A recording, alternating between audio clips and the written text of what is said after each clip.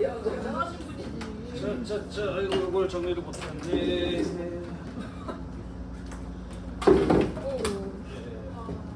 수영쌤이 언제 와서 클리닝 서비스 해달라고. 클리닝 서비스. 내가?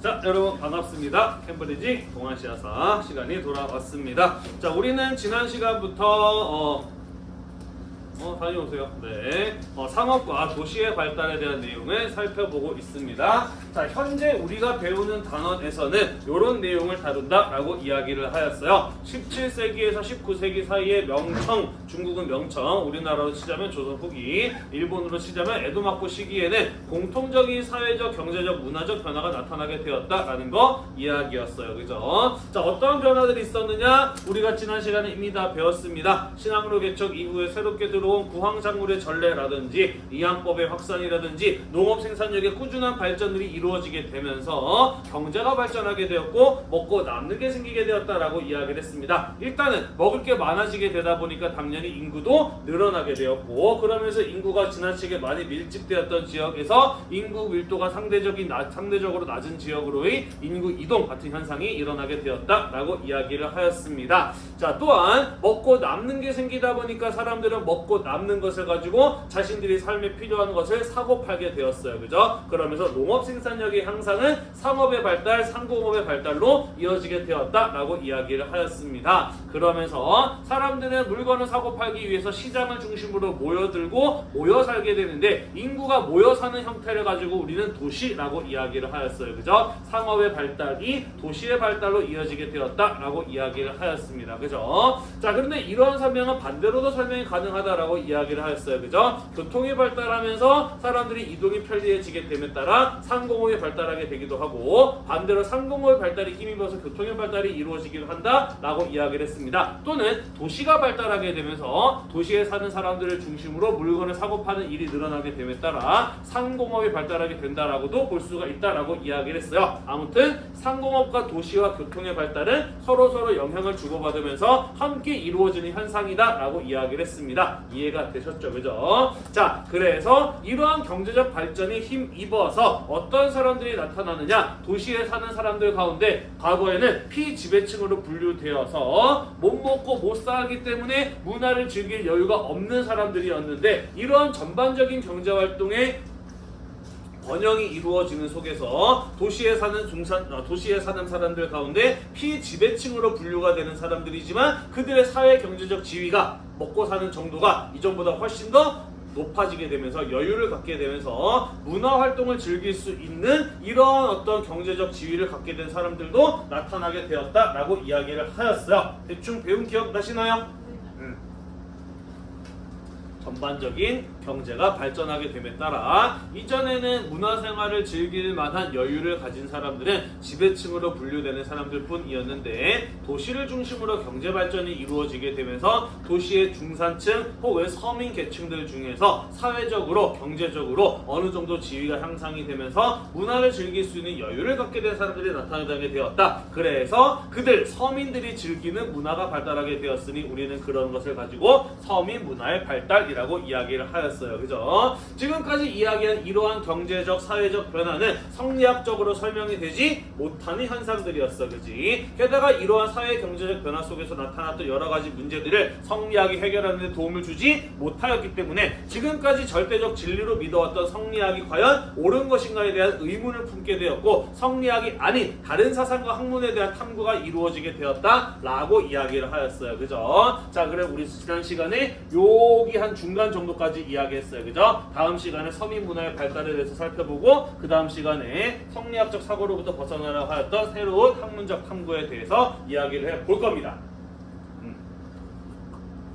자, 그러면서 우리 지난 시간에 명청대의 상업과 도시의 발달에 대해서 이야기를 하였어요. 그죠? 베이징은 인구 100만의 인구 최대의 도시라서 먹을 사람이 가장 많은데 그들이 먹을 쌀이 많이 생산되는 지역은 어디였기 때문에? 창장강 중하류였기 때문에 중상류였기 때문에 창장강 중상류에서 강남 지역으로 쌀이 창장강을 따라 운송이 되고 강남 지역에서 베이징까지로는 대운하라든지 연안항로를 통해서 운송이 되었다라고 이야기를 이야기를 하였어요. 그죠? 자, 그러면서 수상교통망이 편리해지게 됨에 따라 쌀뿐만 아니라 나머지 상품의 유통도 활발하게 이루어지게 되었고, 특히 신항로 개척 이후에 중국의 비단이나 도자기 같은 것들이 많이 수출이 되면서 중국은 18세기 청나라 때 그 이전에는 사례를 찾아볼 수 없을 정도의 경제적 번영을 누리게 되었다라고 이야기를 하였어요. 그러면서 산시상인, 휘저우상인 같은 이런 사람들이 전국적으로 활동을 하기도 하고, 대우나 창장각, 연안항로와 같이 교통이 편리한 지역을 중심으로 상업이 발달하게 되고, 그렇게 발달한 상업에 따라 인구가 모여들게 되면서 수저우, 양저우, 항커우와 같이 수상교통이 편리한 지역을 중심으로 큰 도시들이 만들어지는 발달하는 모습을 볼 수가 있었다라고 이야기를 하였어요. 그죠? 뿐만 아니라 강남 지역이 상공업의 중심지로 성장을 하게 됨에 따라 강남에서 어떤 현상이 일어나게 되었느냐? 가장 잘 만들 수 있는, 가장 비싸게 잘 팔 수 있는 상품을 전문적으로 만들어내는 중소규모의 상공업 도시들이 발달하게 되어 우리는 그런 것들을 뭐라고 불렀냐면은 시진이라고 이야기를 했는데, 마치 수도권의 여러 도시들이 지하철로 연결이 되면서 하나의 거대한 도시를 형성했던 것과 같이 강남 지역의 이 수많은 시진들은 수로 물길로 연결이 되면서 강남 전체를 도시화하는데, 이러한 현상은 도시 발전의 거의 최종 단계쯤에서 나타나는 현상이다라고 이야기를 했어요. 그죠? 그만큼 강남 지역의 도시화는 상당히 빠른 속도로 이루어졌다라는 이야기를 지난 시간에 했었습니다. 넘어갈게요. 자, 한편 조선의 경우에는 상업과 도시의 발달이 상대적으로 약했다라고 이야기를 했어요. 그래서 왜냐하면 상업이 발달하기 위해서는 소비력을 가진 사람들이 함께 모여 살아야 되는데, 조선시대 때 소비력을 가지고 있었던 양반이란 지배계층의 경우에는 주로 농촌에 거주하였기 때문이었다라고 이야기를 하였습니다. 하지만 조선 후기로 가게 되면서 이양법과 시비법의 확산 등에 힘입어서 농업 생산력이 향상됨에 따라 사람들은 먹고 남는 것을 사고 팔게 되면서 16세기서부터 지방 곳곳에 지방시장인 장시가 형성되기 시작하였다라고 이야기를 했고요. 17세기 가게 되면은 교통이 편리한 배가 드나드는 포구나 혹은 인구가 많이 모여 사는 도시를 중심으로 시장이 성장하는 모습을 볼 수 있었다라고 이야기를 했습니다. 특히 조선 후기의 상공업의 발달에 중요한 영향을 미쳤던 세금 제도의 개혁이 바로 대동법이었다라고 이야기를 하였어요. 그죠? 왜냐하면 원래 공납이라는 세금에서는 나라에서는 백성들에게 그 지역 특산물, 토산물을 나라에 직접 내게 하였었는데, 이로 인해서 박납의 폐단 같은 문제가 나타나게 되자 토산물을 내지 않고 쌀이나 면이나 돈으로 대신 내게 했어요. 그죠? 그리고 나라가 필요한 물건이 있으면은 공인이라는 사람한테, 상인한테 쌀, 면, 돈을 주고 시장에 가서 사오게 했어. 그지? 여기서 공인이라고 국가에 고용된 상인이 한 번에 시장에 떴을 때 사들이게 되는 물건의 양이 어떠했다? 많았다. 그래서 엄청난 구매력을 가진 사람이 나타나게 되자 물건을 파는 사람, 만드는 사람들도 늘어나게 됨에 따라 상공업이 발달하게 되었다라고 이야기를 하였어요. 그래서 18세기로 가게 되면은 장시가 지방의 1000여 곳 이상으로 증가하게 되면서 거의 전국 모든 곳에 장시가 자리 잡게 되었다라고 볼 수 있었다라고 이야기를 했고요. 한강을 중심으로 경강상이, 개성의 송상, 평양의 유상, 그 다음에 부산의 내상, 의주의 만상과 같은 이런 큰 규모의 상인들이 전국적으로 활동하게 되었다라고 이야기를 했습니다. 그러면서 상업이 발달하게 됨에 따라 조선에서도 도시화가, 도시의 발달이 이루어지는 모습을 볼 수 있었는데, 가장 대표적인 것이 어디였다?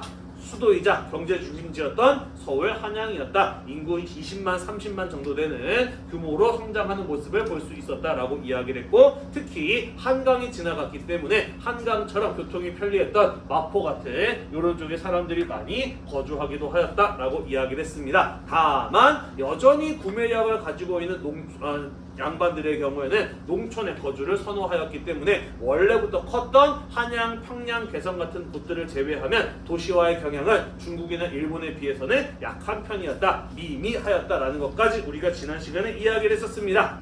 이거 복수를 너무 길게 했네. 넘어갈까요? 네.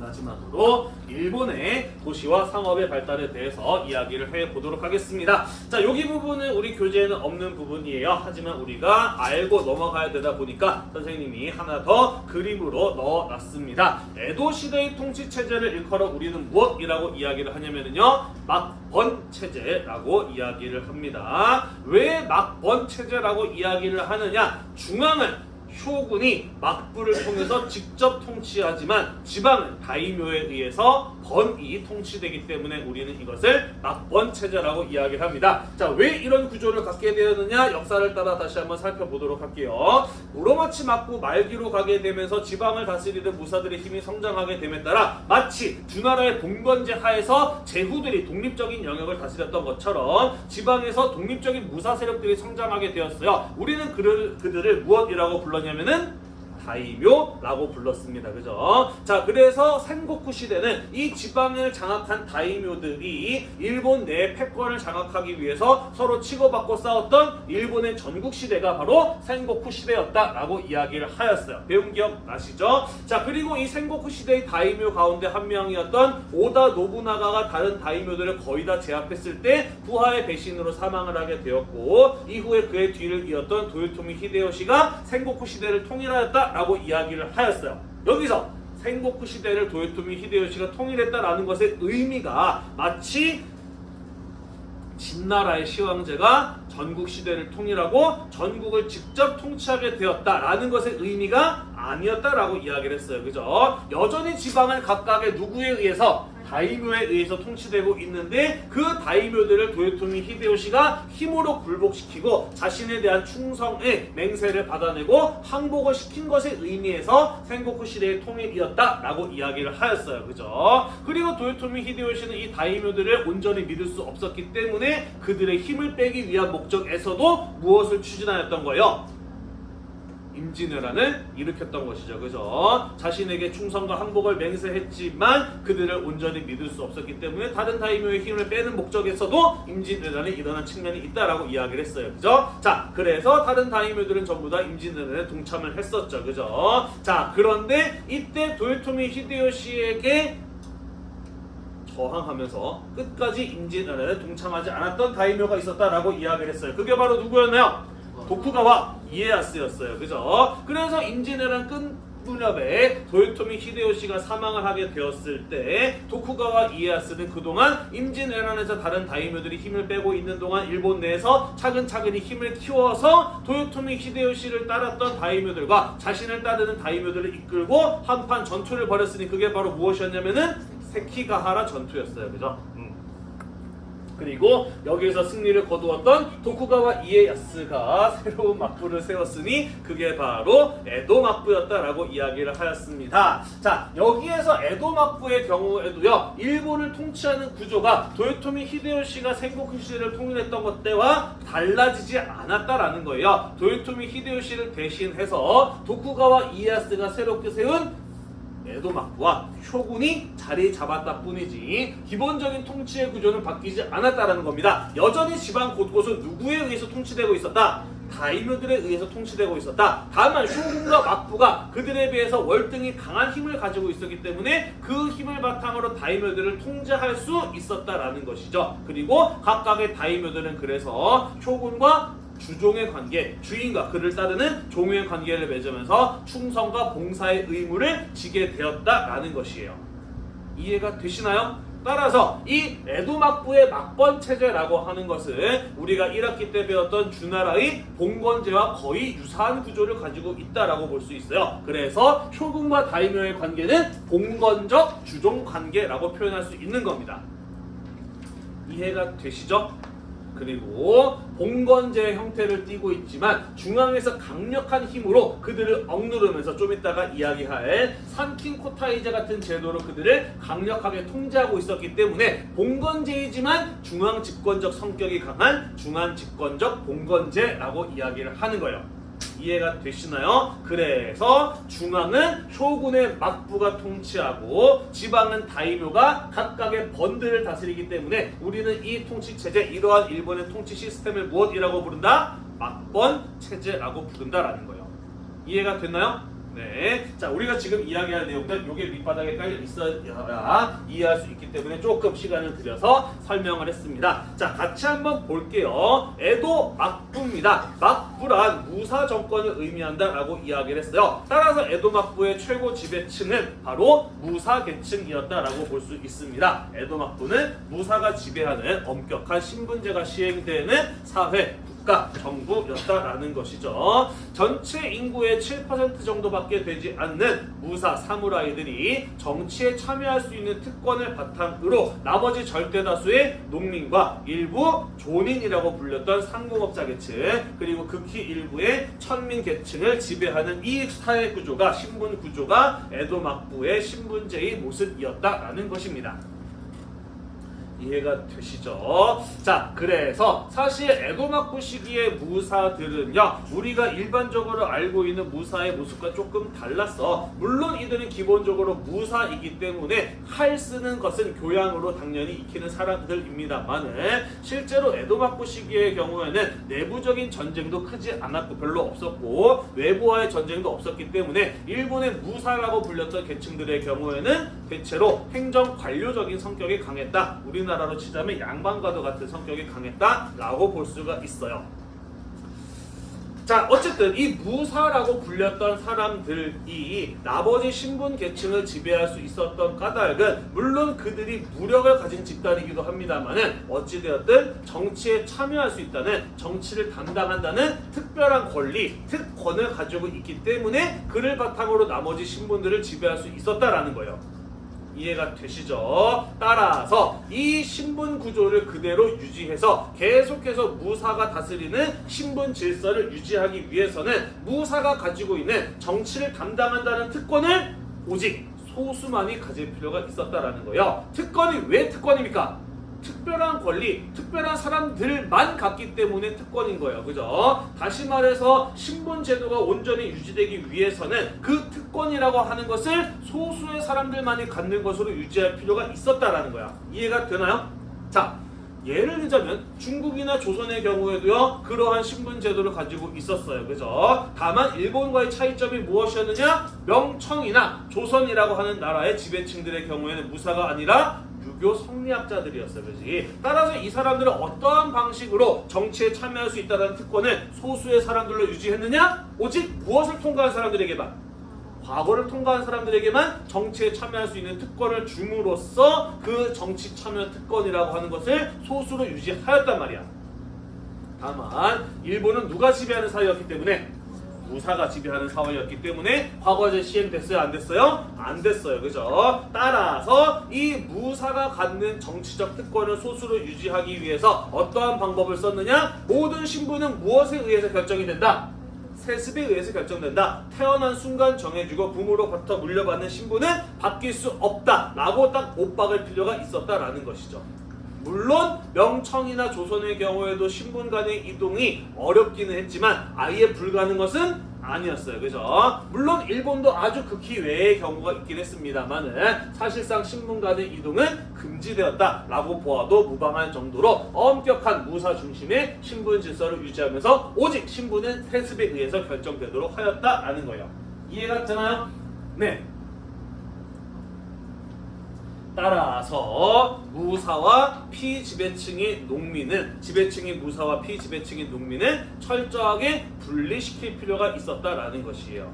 그들 간의 신분 간의 혼합이라든지 위장이라든지 이런 일들이 벌어지도록 않게 하기 위해서는 철저하게 무사와 농민들을 분리시켜 놓을 필요가 있었다라는 겁니다. 그렇게 이루어진 정책이 바로 병농 분리 정책이라고 하는 것이에요. 어떻게 분리를 했느냐? 사는 구역 자체를 분리시켜 버렸어.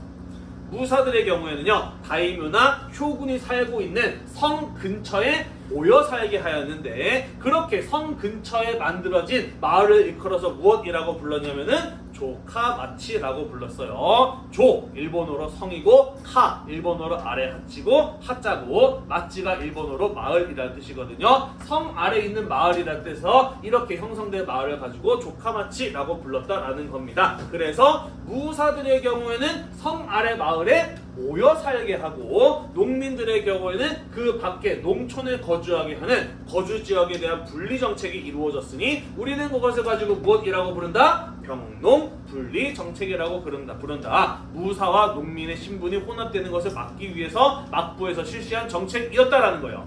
이해가 되나요? 다만 이 조카마치에는 무사만 살지는 않았어. 왜? 존인들이 필요했어요. 무사들은 이 조카마치에 모여 살면서 자기들이 필요로 하는 입을 거, 먹을 거, 도구 같은 것들을 사서 쓸 이유가 있었기 때문에 이 조카마치에 살고 있는 무사들의 삶에 필요한 것을 공급해 줄 수 있는 상인들도 함께 살 필요가 있었던 거예요. 이해가 되나요? 그래서 성 주변에는 상급 무사의 거주지가 형성이 되고 그 외부에는 조린들의 거주지가 형성이 되고 그 주변에 다시 하급 무사나 중급 무사의 거주지가 형성이 되는 이러한 조카마치의 모습이 일본 곳곳에 각 번들마다 만들어지게 되었다라는 것이에요. 물론 농민들이 조카마치에 아예 못 들어오는 것은 아니었어요. 물건을 사고 팔기 위해서 들어올 수 있었습니다만은 그렇다고 해서도 자유롭게 드나들 수 있는 거 아니었습니다. 보이시나요? 여기 지금 하늘색으로 표시된 거? 네, 해자라고 돼 있어. 적들의 침입을 막기 위해서 높은 성벽을 쌓고 그 아래 물길을 만들었단 말이야. 그래서 외부와 공간이 이렇게 해자에 의해서 단절된 공간이었기 때문에 농민들이 마음 편히 드나들 수 있는 성격의 곳은 아니었다라는 거예요. 이해가 되시죠? 네, 우리가 지금 무엇에 대해서 배우고 있나요? 에도 막부 시대의 일본의 상업과 도시의 발달에 대해서 배우고 있어요. 도시는 어떤 곳을 도시라고 했나요? 사람들이 모여 사는 곳을 가지고 도시라고 이야기를 해서 에도 막부 시기에는 병농 분리 정책을 통해서 무사 중심의 신분 질서를 유지하기 위해서 사람들을 성 근처의 마을로 무엇하겠어요? 모여 살게 했어, 그지? 그래서 무사와 조인들을 모여 살게 하게 됨에 따라 무엇이 발달하게 되었다? 도시가 발달하게 되었다. 한두 군데가 아니라 일본에 건이 있는 곳이라고 한다면 다이묘가 거주하는 성을 중심으로 이런 조카마치들이 만들어지게 되면서 일본 곳곳에서 도시가 성장하고 발달해 나가는 모습을 볼 수가 있었다라는 겁니다. 이해가 되시나요? 네, 그래서 일본의 도시의 발달은 첫 번째 이러한 무사 중심의 신분 질서를 유지하기 위한 병농 분리 정책의 영향을 받았다라는 내용이 되겠습니다. 넘어가도 될까요? 네, 넘어가겠습니다. 자, 두 번째, 에도 막부 시기에 상업과 도시가 발달하는데 굉장히 중요한 역할을 한 제도가 있어요. 그게 바로 무엇이냐면 산킨코타이라고 하는 제도가 되겠습니다. 자, 이 제도에 의해서 전국적인 도로망이 정비가 되고요, 여관과 상업이 발달하게 됩니다. 자, 그 밑에 선생님이 내복한 안에 넣어놓은 설명, 우리가 아까 수업 시작할 때 그림으로 설명했던 내용이랑 똑같은 내용이라고 보시면 돼요. 전국 시대 때 각각의 다이묘가 통치하고 있었는데 그것을 도요토미 히데요시가 통일을 했어요. 이후에 도쿠가와 이에야스가 에도 막부를 세웠는데 다이묘가 사라진 것은 아니다. 여전히 지방은 다이묘에 의해서 통치가 되고 있었고 그 각각의 다이묘들이 이 에도 막부의 쇼군에게 충성과 항복을 맹세한 상황이다. 봉사를 맹세한 상황이다 라고 이야기를 했습니다. 그죠? 그래서 에도 막부의 통치 구조는 막부와 지방의 다이묘에 의해서 통치되는 번에 의해서 통치되는 구조이기 때문에 우리는 그것을 막번 체제라고 불렀다. 여기서 쇼군과 다이묘는 주인과 그를 따르는 종의 관계다. 마치 주나라의 왕과 제후와 같은 관계다라고 이야기를 했습니다. 이해가 되시죠? 자, 따라서 지금 쇼군과 막부는 지방 세력인 다이묘들을 힘으로 누르면서 그들에로부터 충성과 봉사의 맹세를 받아내고 일본 사회를 안정시키고 있는 상황이기 때문에 반대로 이야기한다면 막부의 힘이 약해지게 되었을 때, 막부의 통제력이 약해지게 되었을 때는 지방 다이묘 세력들이 성장을 해서 다시 일본 사회가 혼란해질 가능성이 존재한다라는 거예요. 따라서 막부는 무엇할 필요 있었느냐? 다이묘들의 힘이 커지지는 않는지, 그들이 막부 몰래 무슨 일을 꾸미고 있지는 않는지 철저하게 감시하고 통제할 필요가 있었다라는 거예요. 예를 들자면 우리 지난번에 이런 이야기 했습니다. 슈인장 무역 기억나나요? 막부의 경우에는 믿을 수 있는 상인 세력들에게만 해외로 나가서 무역을 할 수 있도록 빨간 도장이 찍힌 무역 증명서를 써줬어. 왜 그랬어? 무역을 통해서 포르투갈이 조총을 전파했듯이 또 다른 외국의 세력에 의해서 아직까지 막부가 갖지 못한 강력한 무기를 지방 다이묘가 갖게 될 수도 있잖아, 그지? 따라서 그러한 것들을 통제하기 위한 목적에서 막부는 믿을 수 있는 세력에게만 슈인장을 써준 거 아니겠어요, 그죠? 그런데 실제로 슈인장 무역을 통해서 이익을 얻으니까 막부는 그마저도 아예 없애버리는 해금 정책을 실시하게 되잖아, 그지? 그죠? 따라서 막부와 다이묘 사이에는 그런 일정한 긴장 관계가 있다. 막부 입장에서는 다이묘들이 성장하지 못하도록 하고 그들을 감시하고 통제할 필요가 있었다라는 거예요. 이해가 되나요? 그래서 산킹코타이라고 해서 다이묘로 하여금 1년마다 막부의 에도와 자신이 다스리는 땅인 번을 교대로 근무하도록 하는 제도를 만들었던 겁니다. 그림으로 설명해 볼게요. 그림으로 설명해 볼게요.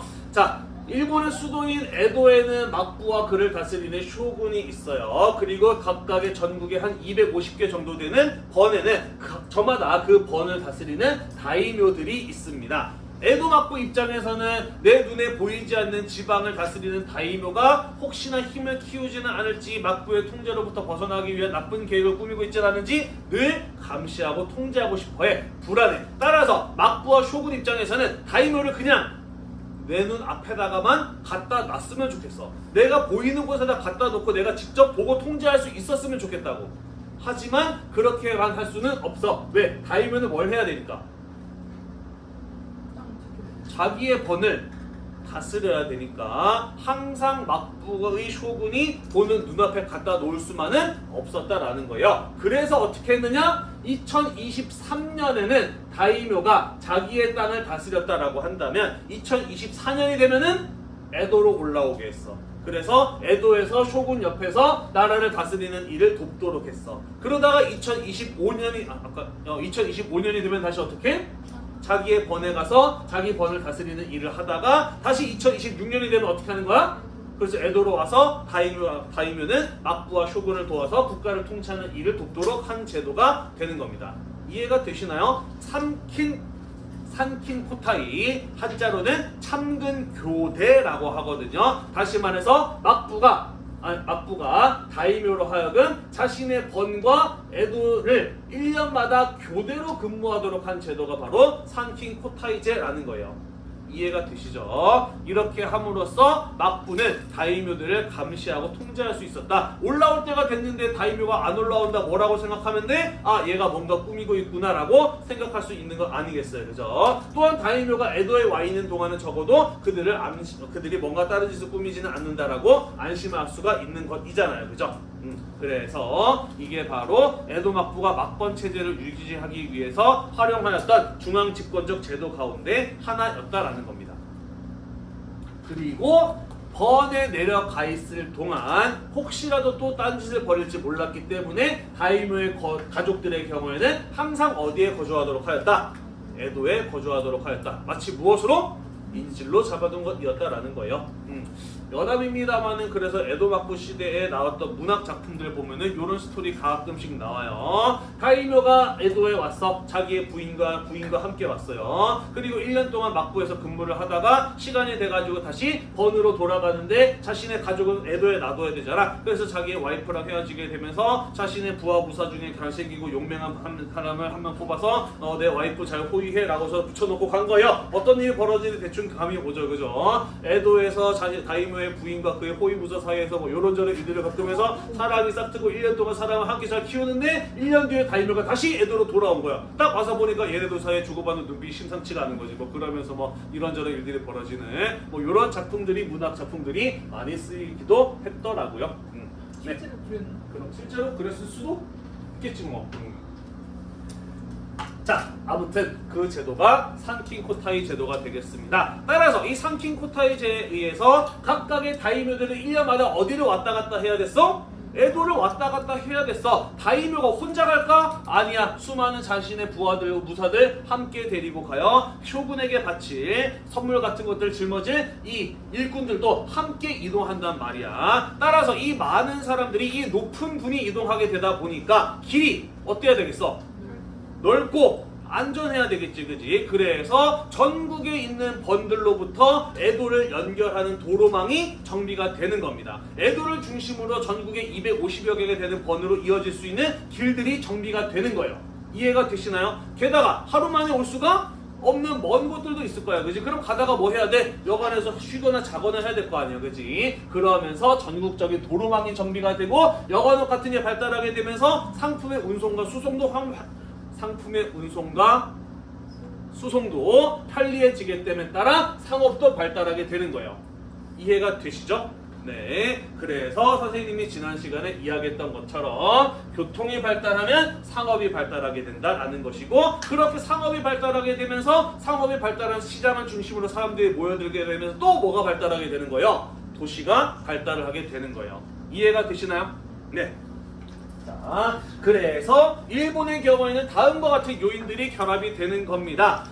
병농 분리 정책으로 인해서 다이묘가 사는 성 주변에 존인과 무사들을 모여 살게 하면서 조카마치가 형성이 되고 도시가 발달하게 됐는데, 산킨 코타이 제도 같은 제도의 영향에 힘에 입어서 교통이 발달하고 상업이 발달하게 됨에 따라 도시는 더 빠른 속도로 발전할 수가 있었던 거예요. 이해가 되시죠? 자, 그래서 18세기쯤 가게 되면은 일본 전체 주민 가운데 10% 정도가 도시에 거주하는 모습을 보이게 되는데, 이 인구가 10% 정도가 도시에 산다라고 하는 거 얼마 안 되네 라고 생각할지 모르는데, 산업혁명으로 인해서 이촌 향도 현상 이런 거 들어봤죠? 이런 게 일어나기 이전에 도시화율이 10% 정도면은 엄청 높은 수준이라고 보시면 되는 거예요. 네, 그러면서 막부가 직접 통치했던 막부 직할령에 해당하는 에도, 오사카, 교토 같은 것들의 경우에는 인구 수십만 명이 거주하는 대도시, 에도의 경우는 거의 100만 명에 육박하는 엄청난 대도시로 발전하게 되었다라는 겁니다. 오사카는 왜 중요했느냐? 도요토미 히데요시의 근거지이기도 했고요. 천하의 부엌이라고 불렸어. 오사카는 육상교통, 해상교통이 모두 편리한 지역이에요. 그러다 보니까 일본에 돌아다니는 모든 물건은 오사카를 거쳐간다 라는 의미에서 천하의 부엌이라고 불렸던 곳이 이 오사카라는 곳입니다. 교토는요, 우리나라로 치자면은 경주하고 평양하고 개성을 더한 정도랄까? 일본이 가장 오랫동안 에도 막부가 수도이기 전까지 일본의 수도는 모두 교토였고, 지금도 일본 천황은 대대로 천황은 교토에 살고 있어요. 그래서 일본의 전통적인 수도이기 때문에 이런 대도시로 발전을 하게 되었던 거죠. 시간이 좀 되나? 몇 분이지? 아직 한 55분에 45분에 끝나는 건가? 55분? 네, 시간 좀 남았군요. 네, 뭔 얘기를 하다가 그래요. 그래서 일본 사람들 사이에서 이런 어떤 개그가 있어. 교토 사람들은 자기 나라의 자기 도시에 대한 자부심이 상당히 강하다는 거야. 우리는 대대로 천황과 귀족이 살아왔던 일본의 진짜 수도다라는 이런 자부심을 가지고 있다는 거지. 그래서 지금 이제 인구나 혹은 도시 크기로 규모로 보자면은 일본은 당연히 도쿄고, 그 다음으로 큰 도시들의 경우에는 오사카나 아니면은 우리나라로 치자면 인천과 같은 위치라고 할 수 있는 요코하마 같은 이런 곳들이 있거든요. 그래서 오사카 사람들한테 일본의 제2의 도시가 어디냐라고 물어보면 오사카 사람들은 당연히 오사카가 제2의 도시지라고 이야기를 하고, 요코하마 사람들한테 제2의 도시가 어디라고 생각하냐라고 물어보면은 당연히 요코하마지라고 이야기를 한대. 근데 교토 사람들한테 일본 제2의 도시가 어디냐라고 물어보면 뭐라고 대답을 할까? 제1의 도쿄다라고 이야기를 하는 거지. 왜? 일본은 어디기 때문에? 우리 교토이기 때문에 제2의 도시가 도쿄다라고 이렇게 대답을 한다라고 그러더라고요. 네, 아무튼 그렇게 대도시로 발전했다라는 겁니다. 나고야, 나가사키, 히로시마 같은 곳들 모두 교통이 편리했던, 그래서 상공업이 발달했던 도시들이었어요. 그래서 이런 곳들도 수만 명이 거주하는 상공업 도시로 발전을 하였던 것이죠. 이 중에 두 군데는 뭐가 떨어졌던 곳인가요? 원자폭탄이 떨어졌던 곳이죠. 그죠? 다 이유가 있었던 거예요. 그죠? 이런 어떤 상공업 도시였기 때문에 일본의 전쟁 수행 능력의 파괴를 위해서 여기다가 핵폭탄을 떨겼던 거지. 실제로 군수공장도 많이 몰려있던 지역이기도 했어요. 넘어가도 될까요? 네.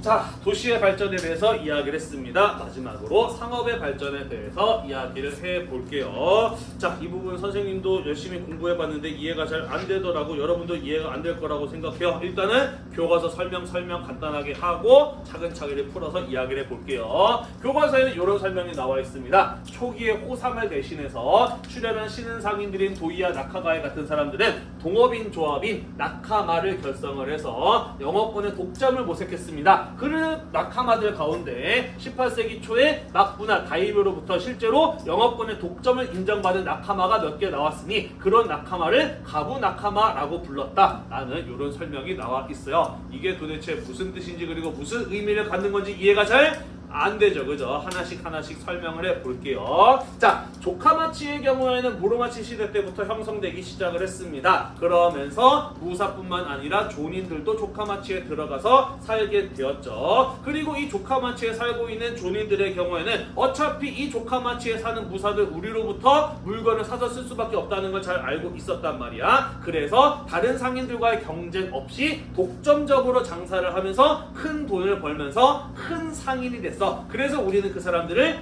호상이라고 부르는 거예요.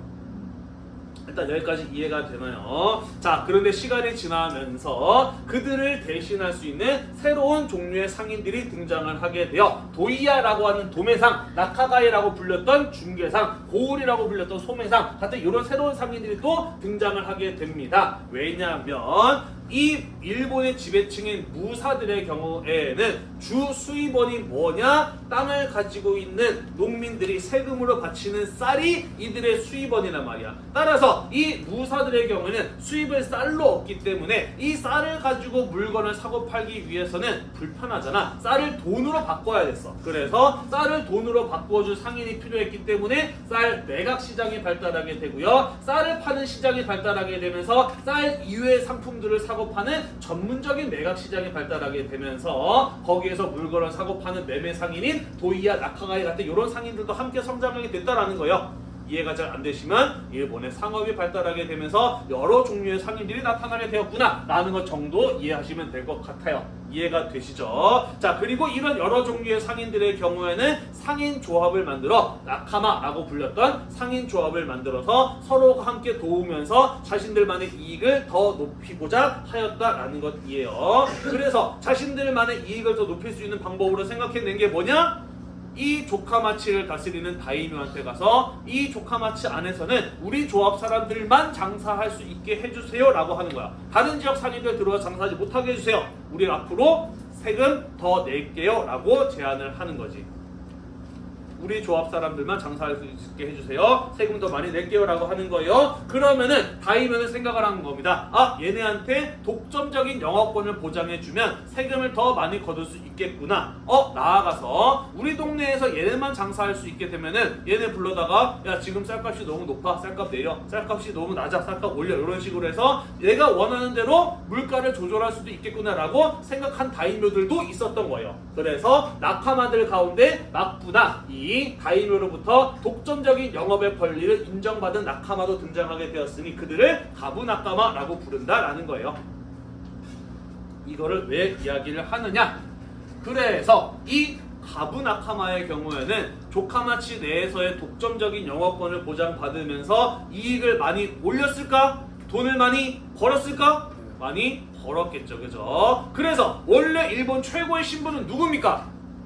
무사야. 그런데 존인들 가운데 어떤 사람들이 나타났을까? 무사보다 잘 먹고 잘 사는 존인들이 나타나. 심지어 무사들은 이들 존인들이 내 수입인 쌀을 돈으로 바꿔주지 않으면 먹고 살기가 어려워져, 그지? 그래서 원래 무사가 갑이고 존인이 을인 사이였는데 어떻게 되는 거야? 서서히 갑을 관계가 바뀌게 되는 거예요, 그죠? 그러면서 무사들 가운데 몰락하는 사람들이 나타나게 되고 일본의 신분 질서가 흔들리게 되면서 메이지 유신이라고 하는 일본의 근대적 개혁 사건 같은 것들이 일어나게 되는 배경으로 작용하게 된다라는 거예요. 이해가 되시죠? 네, 아무튼 우리 이렇게 해서 에도 시대 때 일본의 상업과 도시의 발달에 대해서 쭉 한번 이야기해 보았습니다. 대단히 고생이 많으셨고요. 우리 다음 시간에는 이러한 사회 경제적 변화로 인해서 나타났던 서민 문화의 발달에 대해서 이어서 살펴보도록 하겠습니다. 이 수업 영상이 여러분들의 공부에 도움이 되시다면 구독과 좋아요 잊지 말고 눌러주세요. 수고했습니다.